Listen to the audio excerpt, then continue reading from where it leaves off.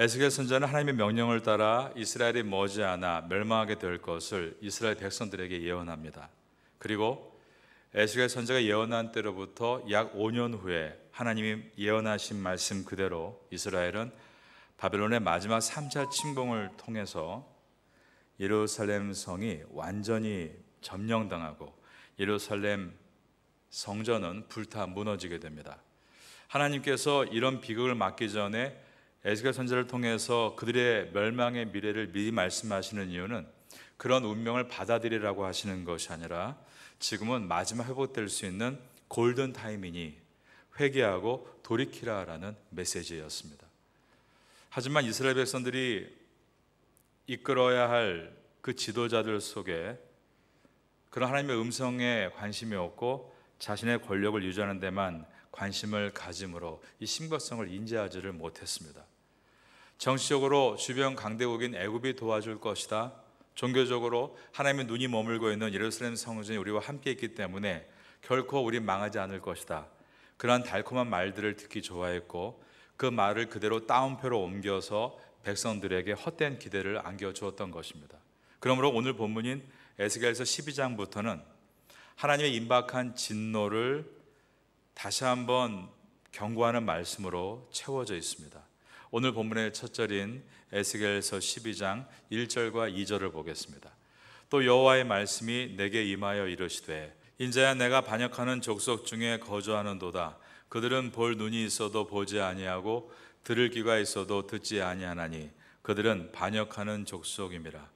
눈이 있어도 보려 하지 않고 있고 귀가 있어도 들으려 하지 않는 것은 완고한 마음 때문입니다. 사람에게는 자신이 보고 싶어하는 것만 보려고 하고 듣고 싶은 것만 들으려고 하는 성향이 다 있습니다. 이것에 대한 심리학적인 용어가 있는데 바로 확증편향이라는 용어입니다. 오늘날 우리나라에 대해서 매우 고도의 긍정적인 이야기를 하는 방송이나 SN들이 있습니다. 우리나라가 경제적으로 세계 10위권에 있다, 군사적으로 세계 5위 혹은 6위권의 강국이다라고 말하며 우리나라는 앞으로 잘 될 일만 남아있다라는 희망의 메시지를 쏟아놓고 있습니다. 반대로 어떤 방송과 SNS에서는 우리나라의 미래를 매우 부정적으로 말하는 또 그룹들도 있습니다. 인구 절벽으로 지방 도시들이 감소하고 있고 다음 세대는 정말 지옥에 살게 될 것이다, 그런 말들을 하는 것입니다. 우리는 이러한 많은 이야기 속에서 세상을 바르게 볼 수 있는 지혜가 있어야 하는데 이 지혜는 오직 하나님이 우리에게 은혜로 주시는 선물입니다. 그래서 우리는 이와 같은 지혜의 은혜를 얻기 위해서 세 가지를 해야 하는데 첫 번째가 회개해야 하는 것이고 두 번째가 말씀을 읽고 쓰고 묵상하는 것이고 세 번째가 그 받은 레마의 말씀을 붙들고 기도하는 것에 있습니다. 그럴 때에만 우리는 수많은 이야기 속에서 늘 문제만을 보고 그 문제를 붙들고 기도하다가 주님의 뜻을 놓치는 것이 아니라 문제 너머에 계시는 하나님의 뜻과 그리고 나를 이곳에 부르신 그분의 비전을 볼 수 있게 되는 것입니다. 여러분은 세상의 소리로 여러분의 마음을 채우지 마시고 하나님의 뜻으로 여러분의 심령을 먼저 채우시고 여러분의 심령의 눈을 가지고 세상을 바라보심으로 믿음으로 바라보고 이 태국 땅에서 승리할 수 있게 되기를 예수님의 이름으로 축원합니다.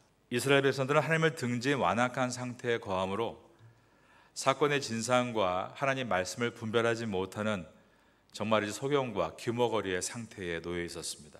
그러므로 하나님은 에스겔 선지자를 통해서 이스라엘 백성을 깨우치게 하시는데 그 방법은 에스겔 선지자에게 포로의 행장으로 꾸미고 낮에 그들이 보는 앞에서 어떤 상황극을 만들라고 하신 것입니다. 3절을 보겠습니다.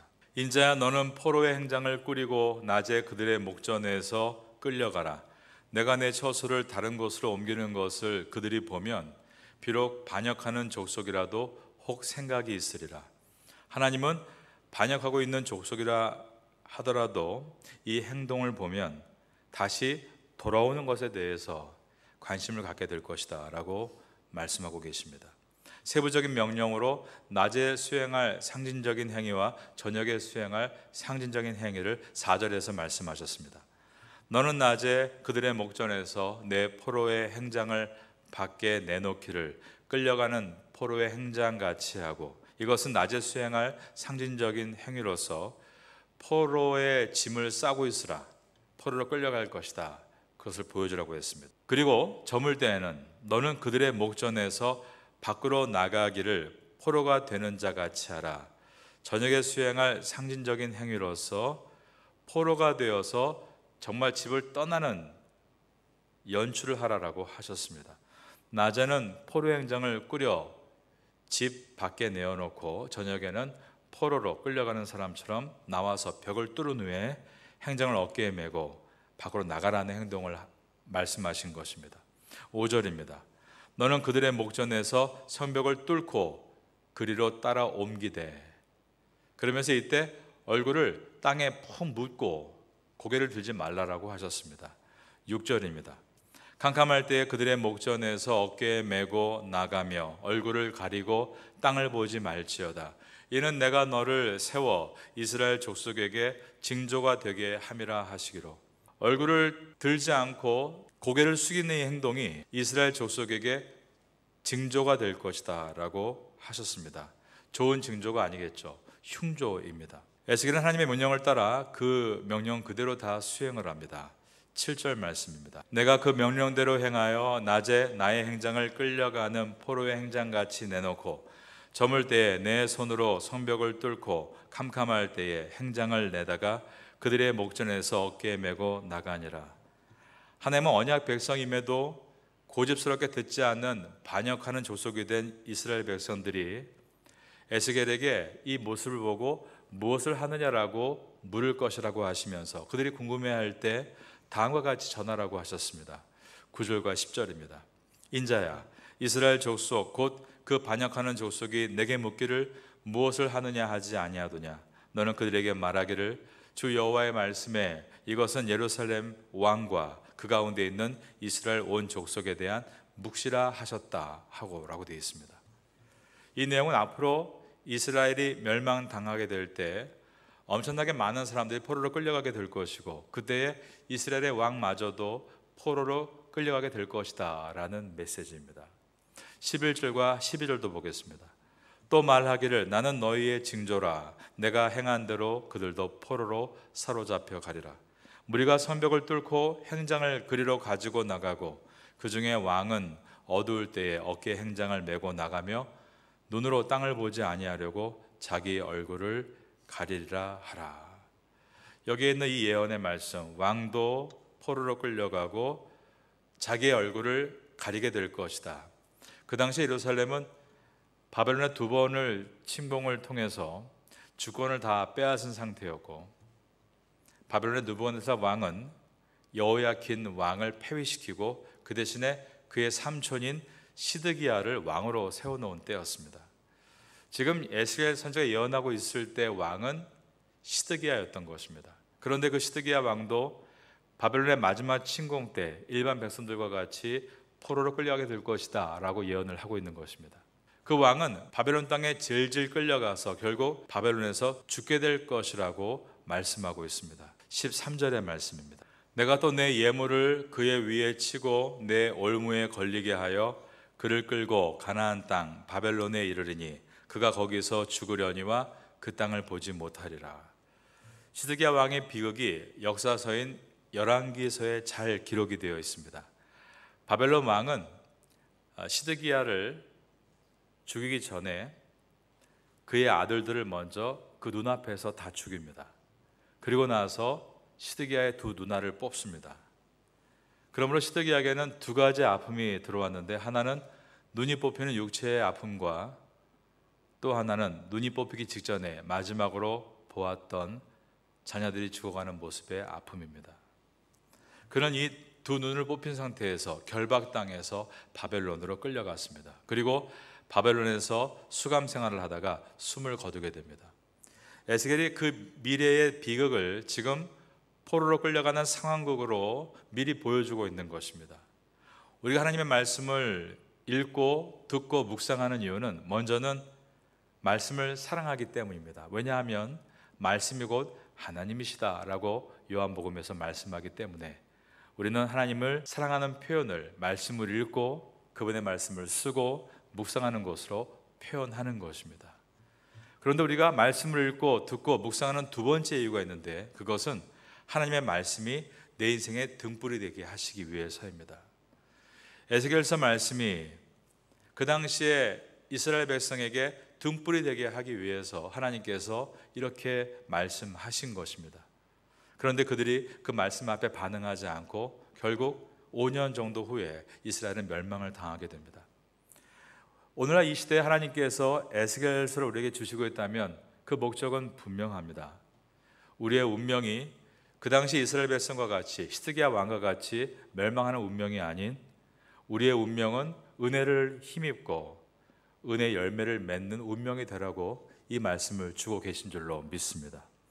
심판은 하나님께서 우리에게 부어주시는 하나의 사건이지만 그 심판 가운데 분명히 남은 자들을 두겠다라고 약속하십니다.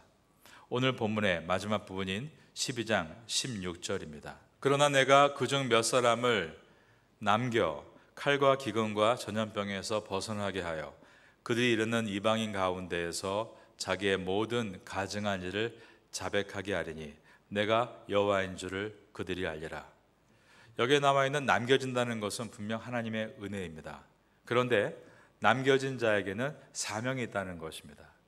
하나님이 어떠신 분이신가를 생생하게 체험한 후에 그것을 사람들에게 전함으로 사람들이 온 세상을 사랑과 공의로 통치하는 분은 바로 온 인간 나라를 다스리신 하나님이시다, 이것을 증거하는 것, 그것이 남은 자의 사명이라고 하셨습니다. 에스겔서에서 늘 반복되는 말씀이 있습니다.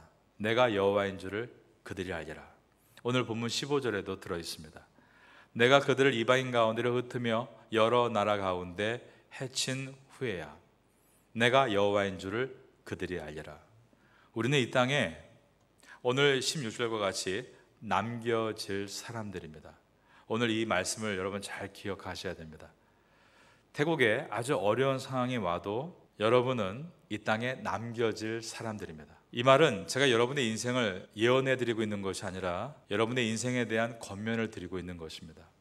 여러분은 이 땅에서 전쟁과 같은 치열한 현장을 경험하게 될 때 마지막까지 믿음으로 살아남으시기를 바라겠습니다.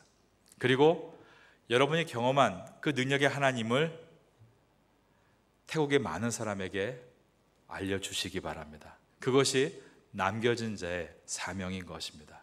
오늘날 너무 어렵단 말들을 많이 하고 있습니다. 그러나 우린 이것을 감사로 바꿀 수 있습니다.